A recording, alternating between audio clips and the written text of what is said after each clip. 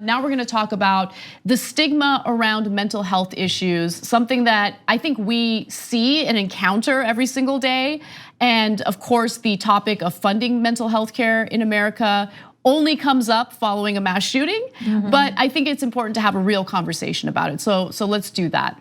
I think it's important to also start off by discussing our own mental health experiences. And for me personally, and I've talked about this on the Young Turk show a few times, depression, anxiety is something that I've suffered, but is very common among Americans today. I think that our workloads might have something to do with it, and these expectations that we have that are unreasonable. But I want to hear from you, ladies. So Gabby, tell me about why this topic is important to you.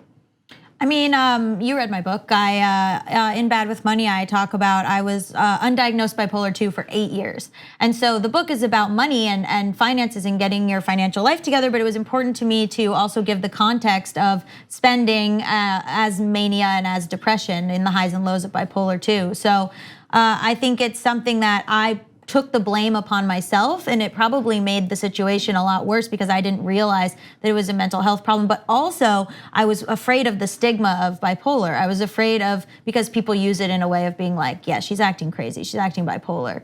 So that was something that I didn't want, like a scarlet bee on me in a way. It's incredible because there's so much misinformation about what bipolar disorder is. Most people don't really understand what it is, and they use that label for behavior that doesn't even really make sense.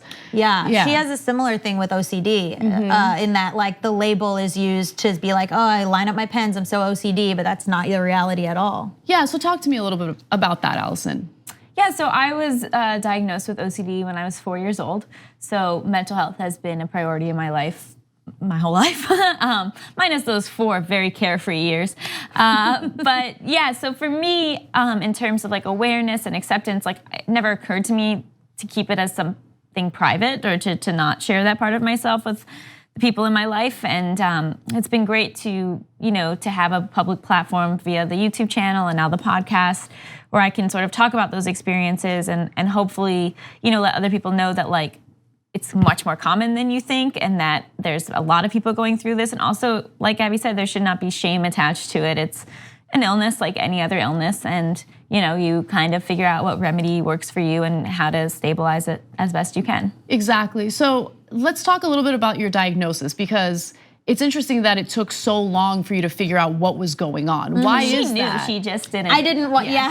Interesting. I didn't want to admit it. I had a couple therapists gently suggest that was what was going on, and I was like, I don't think so. And so I was medicated for depression and anxiety, but I was not on a mood stabilizer, which is specifically what you need to be on in order to control bipolar disorder. So the medication worked, but not as much.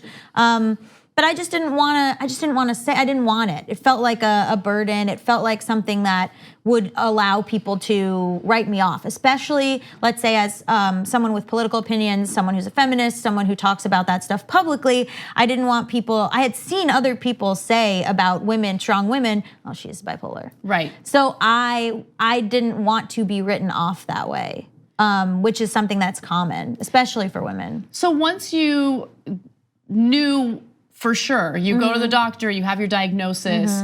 Was there any part of it that might have been liberating or empowering for you? Because I can say from personal experience, I was ashamed about feeling as depressed as I was because on the outside looking in, I think people look at my life and they think, what the hell is she so sad about? Like, she's and that has nothing to do with it. Has nothing to do with it, exactly. And so, but once I came out and I was honest with the audience about what I was going through, there was something really liberating about it. And then there was also this added benefit of helping other women feel empowered to talk about what they were going through. So did you ladies experience any of that? Oh, people write you the nicest, most sweetest, wild letters.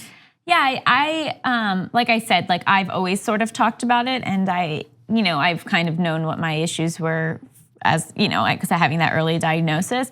I think that I still continue in the last few years where working with my therapist where certain behaviors, I'm like, oh, that is why I'm behaving this way. Oh, and I do totally understand like that kind of relief where it's like, okay, so this is my illness and then this is who I am. And it's been interesting to be on a period of growth where I feel very disconnected from my mental illness. Like I never say the word cured, but I'm doing a lot better. And so it's a very interesting way to move through the world. And I think that having this perspective now, I can see how much that illness did cloud everything. And so I'm a huge proponent of self-care and trying to put in the work to get to that place, because I really think that like you can change, you can get better, and like you just need to make it a priority. Therapy is good for anyone. Therapy is, even if you don't have a specific diagnosis, go to therapy. Yeah, I totally agree with you. I think having an opportunity to sit down and talk about whatever you're dealing with in your life really helps you work those issues out. You know, pretending as if those issues don't exist is not a good strategy.